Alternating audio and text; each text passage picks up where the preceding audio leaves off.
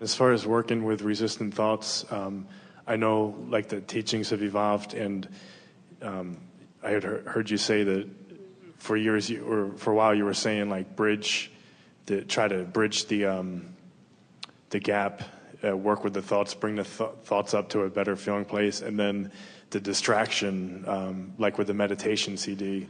And that seems like the way that resonates with me more. It seems easier to just distract instead of trying to move resistant thoughts to a higher feeling place, because you just wrestle with them and you're kind of stuck with them. We agree.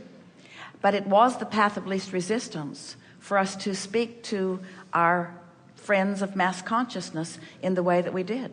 Because when you come with all of these things you want that you can't figure out how to get, and we say, just don't worry about it, they will come.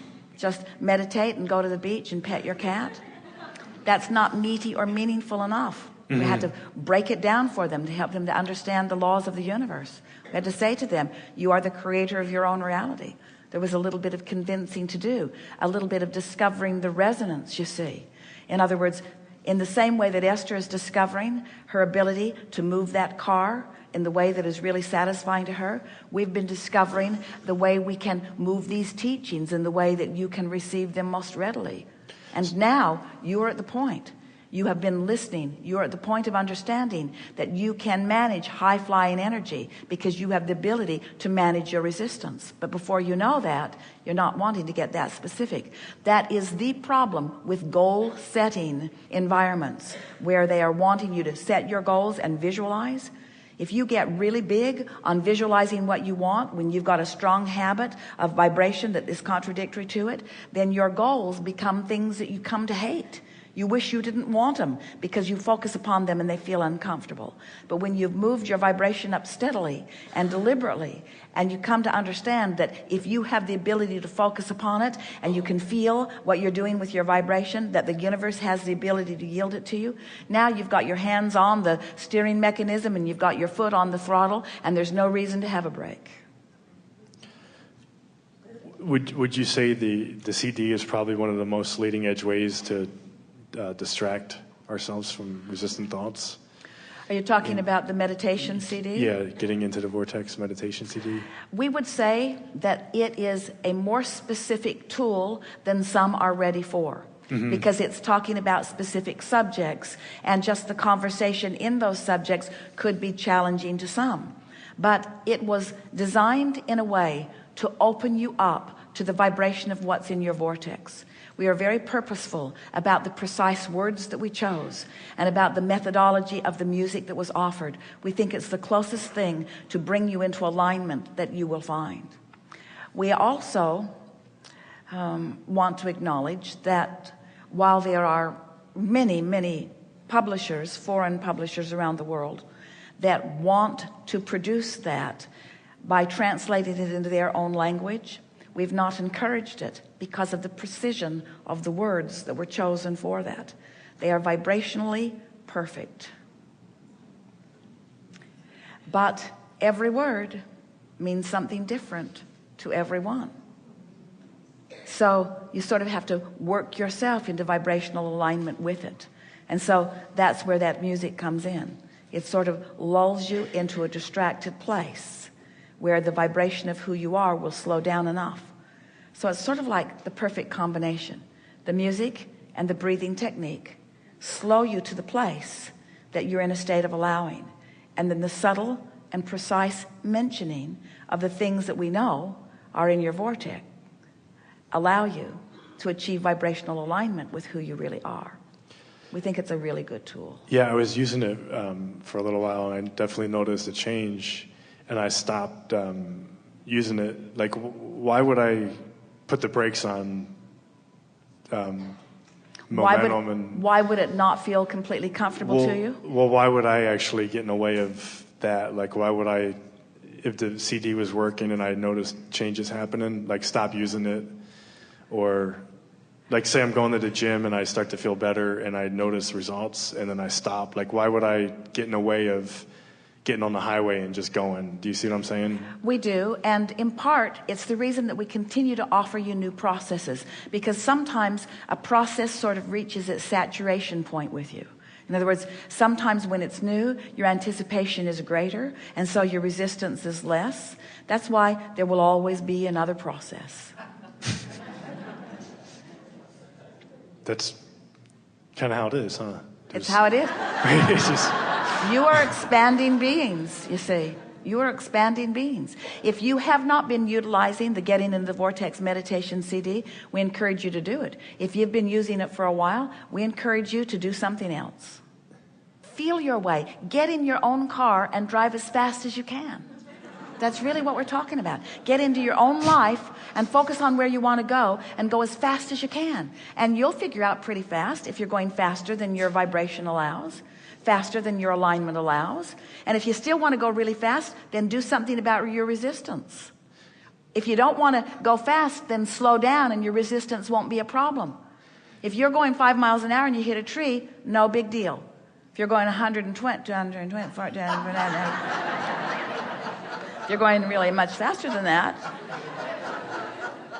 Esther's speedometer says 220. She hasn't quite got there.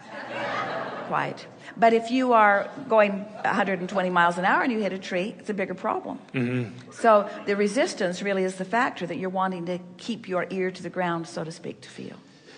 Well, the CD still felt fresh, like it still felt like there'd be a lot of benefit in still using it. And that's true of everything. It's true of conversations with friends. It's true of things that you are reminiscing about. There is much about your past. We're not trying to guide you away from your past. We're just wanting you to selectively sift high frequencies from your past. I think to me, deliberate creation and understanding the law of attraction is about having your life be bigger, not limiting yourself or who you're around. It's about allowing your life to be as big as you've already made it. Yeah. Because it's way bigger in the vortex version than you have allowed it to be. And so what we talk about all day, every day in these gatherings is, how can I prepare myself for the bigness of the life that I've created? And the answer is, feel your way to it. By demanding of yourself lots of fun, and demanding of yourself lots of high-flying good feelings, and demanding of yourself ease and relief, demanding of yourself feeling good. Just think and feel, speak and feel, have relationships and feel. Feel your way to it. And I believe people from the past can still be, part of that. Of course, because they are expanding and evolving rather than just trying to limit and control your environment so you can look at what is and feel good. Oh, you've said something so important here, because we are not wanting you to seek control over your environment at all. We want you to seek control of your vibration, and law of attraction will take care of the environment. Mm-hmm. And there's plenty in your current environment that has the potential of surprising and delighting you beyond our ability to describe it. And for me, I have the desire to be efficient. Is efficient the right word? Or to get the most out of that with what is, rather than like seeking something that's more. There's a little bit of shortage consciousness in that, however, because wanting to get the most out of it has your attention upon not getting the most out of it. And if you can accept that perfection is unfolding and just gently increase your allowance, in other words, as you increase alignment or allowing, you're decreasing resistance. And as that is your dominant quest today, no matter where I'm going, no matter what I'm doing, no matter who I'm doing it with, it is my dominant intent to feel good, to look for things and situations and memories, past, present, and future, that feel good to me. And as that is what you're focused upon, then anything that's not a vibrational match to that has to fall by the wayside. You don't have to manage it. That's what we mean by saying, don't try to fill in your own grid. But it's a little boring, isn't it? If you're taking us really at face value at what we're saying, then you're saying, Abraham, wait a minute. Are you saying to me, just quiet my mind, that I've already explored enough life, that I've put it all in the vortex, so it's there waiting for me, and that the best way for me to allow what's in my vortex to flow into my grid is by just quieting my mind? Won't I be bored if I just quiet my mind? And we say, try it, you'll like it. Because when you quiet your mind, when you take us seriously and you stop that resistance, as what's in the vortex, in the vibrational reality, begins to flow into your grid, the details of that are the specifics that you've been looking for. And it feels to you like inspiration. It feels to you like it's all your idea, because it is all of your idea. That's what we mean by saying, ready yourself for the readiness that's already there for you. So you won't be bored, because surprising rendezvous will be taking place, and new insights will take place, and new combinations of things that you've been thinking about and knowing about and wanting will take place. It's not possible for quieting your mind to be a boring experience. And that seems counterintuitive, doesn't it? Seems like I want to go to meditation, and I want to center myself, and I want to get into a place of alignment, and then I want to think about all of the exciting things that I want to think about. And we say, you've already put all of the exciting things that you want to think about in your vortex. Quiet your mind, and they will occur to you in the order that is most conducive for you to reach the highest vibration. Does that make sense to you?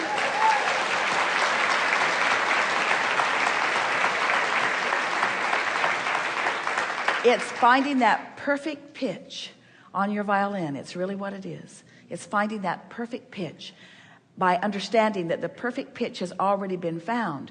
You're just not offering any more discordant chords. And in the absence of the discord, you find perfect pitch. And I know that's how it can be. I mean, on some inner level, I know that it can be that way. Perfect pitch. You're right. Yeah. Feels good to know it. And it's fun to have the conversation about it, isn't it? Mm-hmm. Yeah. Very good. Thank you. Yes, indeed.